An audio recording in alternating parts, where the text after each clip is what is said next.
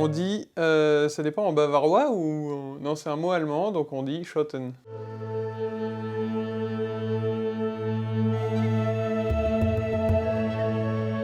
21 ans même, je crois, pour être précis. Donc pourquoi un titre 20 ans après le premier? La suite, parce que c'est un jeu qui a fait ses preuves et qui reste toujours aussi frais malgré 21 ans. C'est rare pour des jeux d'être toujours d'actualité après tant d'années, et c'était l'occasion d'aller plus loin et d'apporter encore plus de fraîcheur, et Rainer aime beaucoup faire ça, creuser une mécanique le plus loin possible. Et il nous a proposé le prototype de Shoten Toten 2 il y a environ 2 ans, un peu plus de 2 ans, et voilà.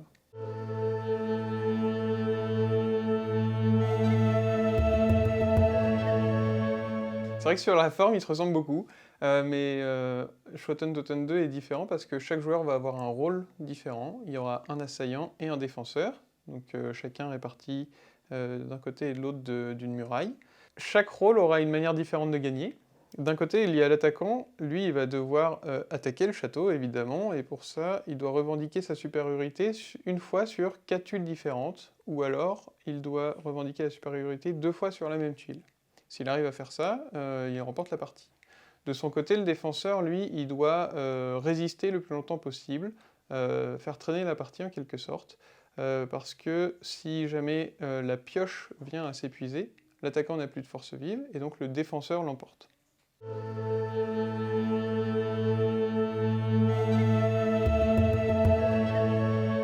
Pour l'équilibre du jeu, il y a plusieurs leviers qui ont été travaillés pour ce jeu. Il y a d'abord les chaudrons d'huile. On peut parler des chaudrons d'huile.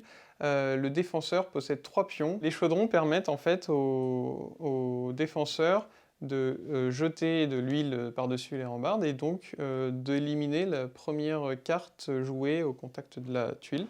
Ce qui permet de détruire ou au moins de dévaloriser les formations de l'attaquant. Donc il y a cet aspect-là. L'attaquant, lui, a un pouvoir spécial que seul lui possède. Il peut se retirer. C'est-à-dire qu'il va pouvoir créer des formations un peu faibles pour faire croire aux défenseurs que ici, t'en fais pas, je reste assez faible. De la sorte, le défenseur va venir devant avec des formations un peu plus fortes, mais sans forcément utiliser ses meilleures cartes. Et donc l'attaquant va pouvoir se retirer et venir avec une formation beaucoup plus forte. Et comme le défenseur, lui, n'a pas le droit de se retirer, il sera vaincu. Cependant, pour faire ça, pour l'attaquant, ça demande du temps, c'est-à-dire beaucoup de cartes. Parce qu'on va devoir gâcher des cartes qui servent de leurre, en quelque sorte.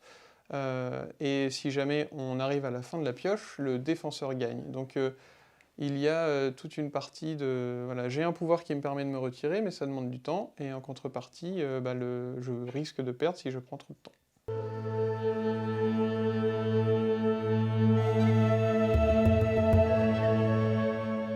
Encore faut-il gagner.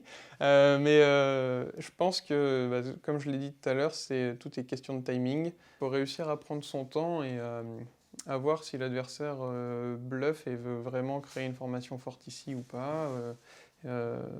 Ou alors, faut réussir à forcer le rythme au bon moment et aux bons endroits pour l'emporter.